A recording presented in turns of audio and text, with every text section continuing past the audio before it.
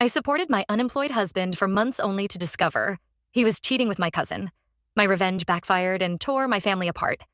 My husband Ronald, 31M, and I, 29F, have been married for 5 years. We met during our sophomore year of college at a mutual friends party. I was immediately drawn to his infectious laugh and the way he could light up a room. Ronald was studying computer science while I was pursuing nursing. Despite our different majors, we hit it off instantly. Our early relationship was a whirlwind of late-night study sessions, weekend road trips, and dreams of our future together. Ronald was my first serious boyfriend, and I thought I'd hit the jackpot. He was attentive, ambitious, and seemed to adore me. We dated for 2 years before he proposed on a sunset hike. It was like something out of a movie. After graduation, we both landed jobs in the same city. I started working as a nurse at the local hospital, while Ronald got a position at a promising tech startup. We were young and in love, ready to take on the world together.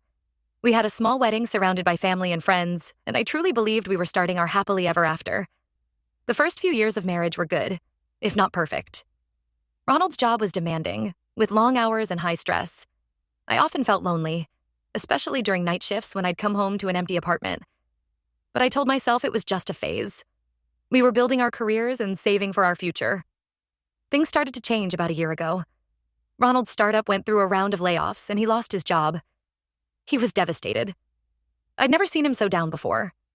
Ronald had always tied a lot of his self-worth to his career, and suddenly he felt lost. I tried to be supportive. I picked up extra shifts at the hospital to cover our expenses. I encouraged Ronald to take some time to figure out what he really wanted to do next. But as weeks turned into months with no job prospects, Ronald became increasingly withdrawn and irritable. Our arguments, once rare, became more frequent. Ronald would snap at me over little things, then apologize profusely. He started spending more time gaming or out with friends, leaving me to handle all the household chores. I felt like I was walking on eggshells in my own home. Despite the tension, I never suspected infidelity. Ronald had always been vocal about how much he despised cheaters. His own father had abandoned his family for another woman when Ronald was young, and he'd vowed never to do the same. That's why I didn't think twice when my cousin Emily, 24F, asked to stay with us for a week. Emily and I grew up together. She's 5 years younger than me, but we were always close. I used to babysit her as a kid, and we remained tight even after I left for college. Emily had just graduated and was job hunting in our city. I was happy to help her out, and Ronald seemed supportive too. The week Emily stayed with us was actually nice. It felt good to have someone to talk to in the evenings, and her enthusiasm about starting her career was infectious. Ronald even seemed to perk up a bit, offering to show Emily around town and introduce her to some contacts in the tech world. After Emily left, things went back to our tense new normal. Ronald started going on more frequent interviews that never seemed to pan out. He was constantly on his phone, being secretive. A nagging voice in my head said something was off, but I pushed it aside. I didn't want to be the paranoid, nagging wife. Everything came crashing down last month. Ronald had left his phone on the coffee table while he showered. A text notification popped up from Emily. Just her name and a heart emoji. Something in my gut twisted. Before I could talk myself out of it, I opened his phone. What I found made me physically ill. Hundreds of texts between Ronald and Emily going back months. Flirty messages, explicit photos, plans to meet up. It was clear they'd been having an affair since before Emily even came to stay with us. I sat there, numb as I scrolled through message after message. Ronald talking about how unhappy he was in our marriage. Emily saying she'd always had a crush on him. Plans they'd made for a future together. Each word felt like a knife in my chest. I don't know how long I sat there before Ronald came out of the shower. He must have seen something in my face because he immediately asked what was wrong. I couldn't even speak. I just handed him the phone, opened to his messages with Emily. Ronald's face went pale. He started stammering excuses. It didn't mean anything. It was a mistake. He'd been depressed about losing his job. I couldn't bear to hear it. I grabbed my keys and drove to a friend's house, leaving Ronald calling after me. The next few days passed in a blur. I called out of work, claiming a family emergency. I alternated between crying and feeling numb. How could Ronald do this to me? How could Emily betray me like this? I'd supported Ronald through job loss, loved him through his mood swings and withdrawal, and this was how he repaid me? As the shock wore off, anger set in. I'd given Ronald everything, and he'd thrown it away for my younger cousin. I started to feel like a fool. How many times had he been with her while I worked extra shifts to support us? How long had they been laughing at me behind my back? I knew. I needed to end the marriage, but a part of me wanted revenge first. I wanted Ronald to hurt like I was hurting. It wasn't healthy, but I couldn't help it. I spent a week planning. I emptied our joint savings account. Most of it was my money anyway, since Ronald had been unemployed for months. I consulted a divorce lawyer, and I planned one final date night for Ronald. When Ronald came home that night, I had the house decorated with candles. I'd cooked his favorite meal and was dressed up like we were going out. He seemed confused but pleased, probably thinking I was going to forgive him. We ate dinner, making small talk like nothing was wrong. For dessert, I served Ronald a slice of his favorite chocolate cake. What he didn't know was that I'd laced it with a strong laxative. As soon as Ronald finished eating, I confronted him. I told him I knew everything about the affair with Emily. I showed him the screenshots I'd taken of their texts. His face went pale and he started stammering excuses again. But before he could say much, the laxatives kicked in. Ronald ran to the bathroom and was stuck there for hours. While he was indisposed, I packed my bags and left. I texted him photos of the divorce papers and blocked his number. It's been 2 weeks now. I'm staying with a friend and trying to process everything. Part of me feels satisfied with my revenge, but another part feels guilty.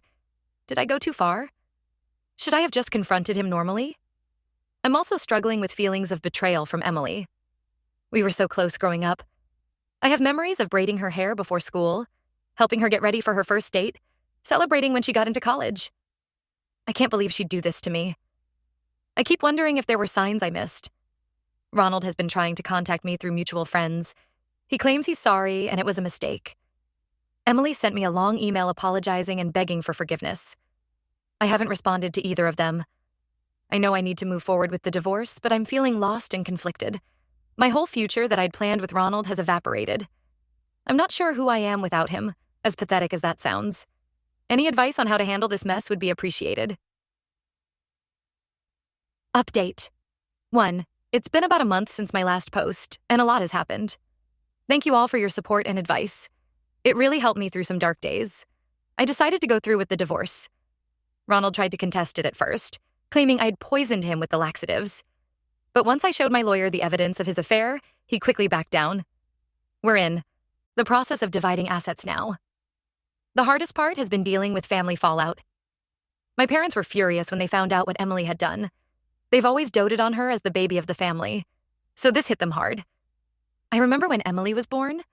I was 5 years old and so excited to have a baby cousin. My aunt let me hold her in the hospital, and I felt so grown up. As we got older, Emily would follow me around like a shadow whenever our families got together. I taught her how to ride a bike, helped her with her homework, gave her advice about boys. I really thought of her as a little sister. That's why her betrayal hurts almost as much as Ronald's. How many times had Emily listened to me gush about Ronald, knowing she was sleeping with him behind my back? How many family dinners had we all sat through, pretending everything was normal? My aunt, Emily's mom, actually tried to defend her at first, saying she was young and made a mistake. That caused a huge fight between her and my mom. Now the whole extended family is taking sides. Last week, my grandparents' 50th anniversary dinner turned into a screaming match. I feel guilty for causing so much drama, even though I know it's not really my fault. Emily keeps trying to contact me to apologize. She sent flowers to my work, which I threw away. She even showed up at my friend's apartment where I'm staying, but I refused to see her. Part of me wants to hear her out, to understand how she could do this to me, but I'm not ready to face her yet. I did end up meeting with Emily once, at my parents' urging. They thought it would help bring closure. It was a disaster. Emily cried the whole time, saying she never meant to hurt me and she'd fallen in love with Ronald. I just felt angry and numb. Emily revealed that the affair had been going on for almost a year. It started when Ronald confided in her about losing his job. Apparently, they ran into each other at a coffee shop, and Ronald opened up about how depressed he was. Emily said she was just trying to be a supportive friend at first, but things escalated quickly. She claimed she tried to end it multiple times, but kept getting drawn back in. Ronald had promised to leave me for her, saying he'd fallen out of love with me years ago. Hearing that felt like a punch to the gut. Had our whole marriage been a lie? Learning all the details just made me feel worse. I can't stop replaying moments in my head, wondering how I missed the signs for so long. Every memory of the three of us together now feels tainted. Family vacations, holiday dinners, even my own wedding day. Emily was there for all of it? How long had she been harboring feelings for Ronald? The one bright spot is that I've reconnected with some old friends who've been incredibly supportive. My college roommate Sarah has been especially great. We'd drifted apart after graduation, I was busy with Ronald and my nursing career, while Sarah moved across the country for law school. But as soon as she heard what happened, she called and we talked for hours like no time had passed. Sarah went through a bad divorce herself a few years ago and really gets what I'm going through. She's been a lifeline, always available to talk or distract me when I'm spiraling. It's made me realize how much I let my friendships slide during my marriage. I was so focused on being a good wife that I neglected other relationships. Sarah convinced me to get back into some old hobbies I'd let slide during my marriage. I used to love painting in college, but gave it up when life got busy. Now I've started taking a weekly art class at the community center. It feels good to create something again, to focus on something other than my pain for a few hours. I've also joined a local hiking group. Ronald was never outdoorsy, so I'd stopped going on the long hikes I used to love. Now I'm rediscovering my passion for nature. Last weekend, I did a challenging 10-mile trail and felt so accomplished when I reached the summit. It was a reminder that I'm stronger than I think. Work has been a welcome distraction too. I picked up some extra shifts to keep busy and save money for my new life. My coworkers have been understanding and supportive. A few of them went through divorces themselves and have offered good advice. I'm grateful to have a career I love to focus on right now. I'm still staying at my friend's place, but starting to look for my own apartment. It feels strange to be apartment hunting alone after so many years of building a home with Ronald, but it's also exciting in a way. I'm looking forward to decorating a space that's just for me, filled with things I love. Ronald still tries to contact me occasionally. He left a long voicemail the other day about how sorry he is and how he made the biggest mistake of his life. He said the affair with Emily meant nothing, that he was just depressed and made a stupid choice. Part of me wanted to call him back, the part that still loves the man I thought he was. But I stayed strong and deleted it. I can't go back, not after everything that's happened. I'm trying to focus on myself and healing right now. Some days are better than others. I still have moments of intense anger or sadness. Sometimes. I wake up and for a split second forget everything that's happened, only to have it all come crashing back. But I'm slowly starting to imagine a future without Ronald or Emily in it. It's scary, but also freeing in a way. Thank you all again for your support. It means more than you know to have a place to vent and get advice. I'll update again when there are major developments. Update 2. It's been about 3 months since my last update. Things have settled into a new normal, though there have been some unexpected twists. The divorce was finalized last week. It was surreal sitting in the courtroom and hearing the judge declare my marriage over. Ronald showed up looking rough. He's lost weight and seemed really stressed. For a moment, I felt a pang of sympathy, but then I remembered everything he'd done. Financially, the split was pretty straightforward since we didn't have many assets. I kept my car and most of the furniture. Ronald got to keep his gaming systems and collectibles. We sold the house and split the proceeds. It was hard saying goodbye to the home we'd built together, but it also felt cathartic. Too many bad memories there now. The biggest surprise came when dividing our finances. It turns out Ronald had a secret credit card I didn't know about. He'd racked up over $20,000 in debt, mostly on hotels and gifts for Emily. I was furious, but also relieved that I'm not responsible for paying it off. It was just another betrayal to add to the list. Emily is still trying to make amends. She sent me a long handwritten letter detailing every interaction she'd had with Ronald and apologizing profusely. Reading it was like reopening a wound. I burned the letter and blocked her email address. Maybe someday I'll be ready to hear her out. But not now. My relationship with my extended family is still strained. My aunt, Emily's mom, cornered me at a family wedding last month. She begged me to forgive Emily, saying she's depressed and lost her job over the scandal. I told her that's not my problem anymore. I feel bad for being cold, but I'm just not ready to let Emily back into my life. The wedding itself was awkward. It was my cousin on my dad's side getting married, so Emily wasn't there. But everyone was whispering and giving me pitying looks. I almost didn't go, but I'm glad I did. It was good to see family and try to reclaim some normalcy. On a more positive note, I've been spending a lot of time with my friend Sarah. We've gotten really close over the past few months. She's been an amazing support system through all of this. We've fallen into a routine of weekly movie nights and long talks over wine. Last week, Sarah confessed that she has feelings for me. I was shocked at first. I've never been with a woman before. But the more I think about it, the more I realize I might feel the same way. There's always been a spark between us, even back in college. I just never let myself explore it. We're taking things very slowly and seeing where it goes. We've only kissed a couple of times, but it felt right in a way I can't explain. Sarah is so different from Ronald. She's considerate, honest, and really listens to me. She makes me feel safe and valued. I'm not sure how to label my sexuality now. Am I bi? Just Sarah, sexual? It's all very confusing, but also exciting. I'm trying not to overthink it and just enjoy exploring this new side of myself. Sarah has been incredibly patient and understanding about my hesitation. Work is going well. I got a promotion to charge nurse, which comes with a nice pay bump. It feels good to be recognized for my hard work, especially after feeling so worthless during the end of my marriage. I'm using the extra money to travel a bit. I just got back from a solo trip to Costa Rica, which was amazing and empowering. The trip was a big step for me. Ronald and I always talked about traveling, but never made it happen. I realized I don't have to put my dreams on hold anymore. I hiked through rainforests, went ziplining, and spent lazy days on the beach. It was the first time in months that I felt truly happy and at peace. I still have moments of sadness or anger about everything that happened. The other day, I found an old photo album from college and broke down crying. But overall, I'm starting to feel hopeful about the future again. Life has taken some unexpected turns, but I'm trying to embrace the journey. Update 3. It's been 6 months since my last update, and a year since I discovered Ronald's affair. So much has changed, and I barely recognize my life from a year ago. Sarah and I are officially dating now. It was awkward at first, navigating a relationship with my best friend. But it's been wonderful, too. She understands me in a way Ronald never did. We can talk for hours about everything and nothing, or just sit in comfortable silence. I never realized how much I was holding back in my marriage until I experienced this level of openness and trust. We moved in together last month. Some people think we're moving too fast, but it feels right. Sarah is patient with me on the days when I'm still processing my divorce, and she makes me laugh like no one else. We've settled into a nice routine. Morning runs together, cooking dinner while dancing around the kitchen, lazy Sundays reading in bed.